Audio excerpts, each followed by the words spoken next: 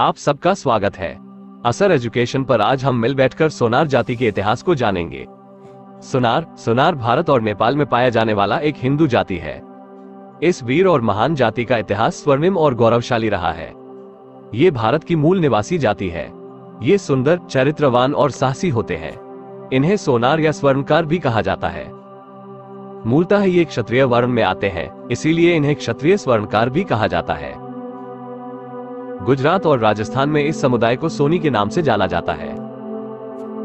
हरियाणा में इन्हें प्रायः स्वर्णकार के रूप में जाना जाता है। पंजाब और राजस्थान में मैर राजपूत सोनार का काम करते हैं। आइए जानते हैं सोनार जाति का इतिहास।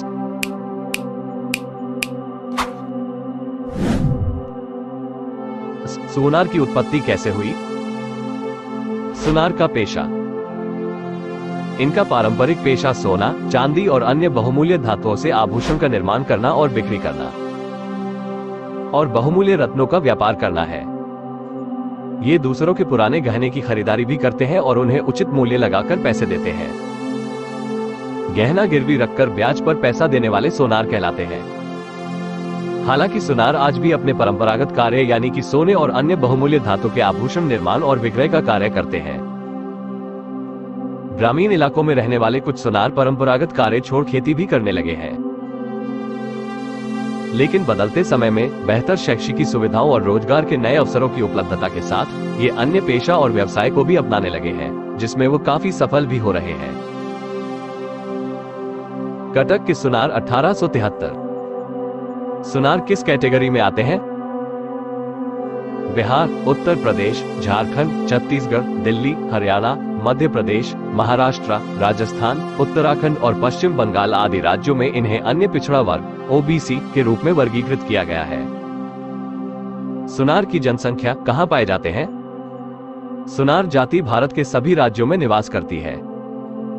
यह मुख्य रूप से बिहार, उत्तर प्रदेश, झारखंड, हरियाणा, राजस्थान, उत्तराखंड और पश्चिम बंगाल में पाए जाते हैं। मध्य भारत के राज्यों जैसे मध्य प्रदेश और छत्तीसगढ़ में इनकी अच्छी खासी आबादी है। अमीर और संपन्न सोनारों की आबादी गांवों के मुकाबले शहरी क्षेत्रों, विशेष रूप से बड़े शहरों में अधिक है। सोनार किस धर्म को मानते हैं? सोनार मुख्य रूप से हिंदू होते हैं, लेकिन इसके कुछ सदस्य सिख भी हैं जो हरियाणा और पंजाब में पाए जाते हैं। सोनार जाति वर्ग और सरनेम। अन्य जातियों की भांति सोनार जाति में भी उपसमूह या उपजातियां पाई जाती है। इस जाति में अल की परंपरा प्राचीन है। सोनार जाति प्रादेशिक और गैर क्षेत्रीय समूहों में विभाजित है, जिसे अल कहा जाता है। अल का अर्थ होता है निकास, अर्थात जिस जगह से इनके पूर्वज निकल कर आए और दूसरी जगह जाकर बस गए। प्रत्येक उपसमूह एक विशेष क्षेत्र से जुड़ा हुआ है जहां से इनके पूर्वज थे। जैसे पसैठा मूल रूप से मध्य प्रदेश के रीवा और सीधी जिले के रहने वाले। कुछ प्रमुख अल्लों के नाम इस प्रकार हैं: अखिलहा, अग्रोया, कटलिया, कालेदारवा, कटारिया, कटकारिया, कड़ैल, कदीमी, कुकरा, देखालतिया, खजवानिया, गैदहिया, ग्वारे। सोनार जाति में प्रचलित प्रमुख उपनाम है सोनी, सूरी, सेठ, स्वर्णकार, शाह, भूटानी, सोनिक, कपूर, बब्बर, मेहरा, रस्तोगी, वर्मा आदि। सोनार शब्द की उत्पत्ति कैसे हुई? सोनार शब्द की उत्पत्ति संस्कृत के शब्द स्वर्ण जोड़कार से हुई है। स्वर्ण का अर्थ होता है सोने की धातु और कार का अर्थ होता है बनाने वाला।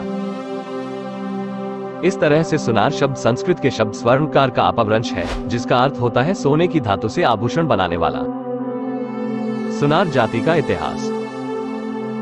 सभ्यता के आरंभ में निश्चित रूप से कुछ ऐसे लोग जो सोने और बहुमूल्य धातुओं से आभूषण बनाने की कला में निपुण थे।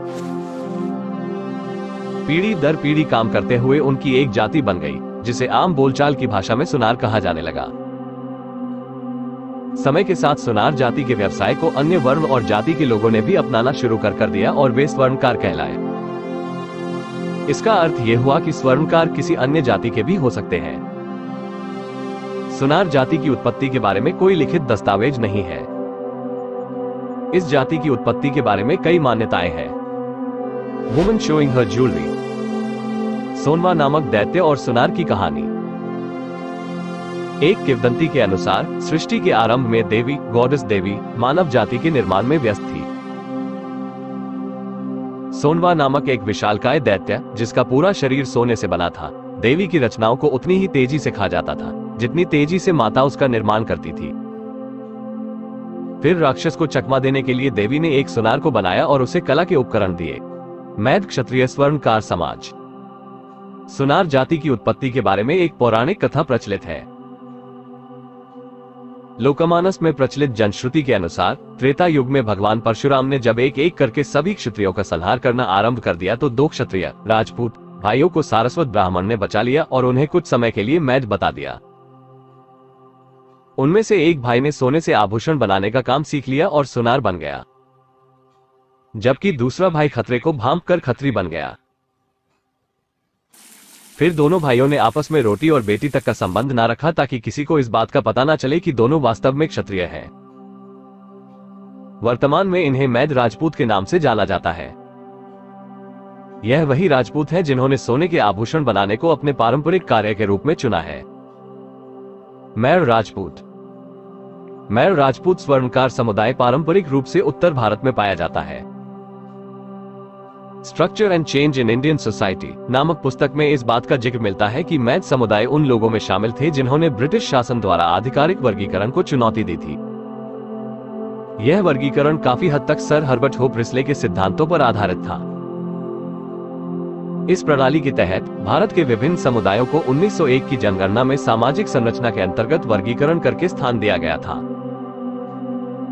1911 में मैर जाति के लोगों ने उस वर्गीकरण को पलटने के लिए याचिका दायर किया गया था, जिसमें कहा गया था कि आदिकाल से हम समाज में अपने भाई राजपूतों के समान उच्च स्थान रखते थे, लेकिन कई उतार चढ़ाव के दबाव में हमें किसी हस्तशिल्प द्वारा अपना जीवन यापन करना पड़ा।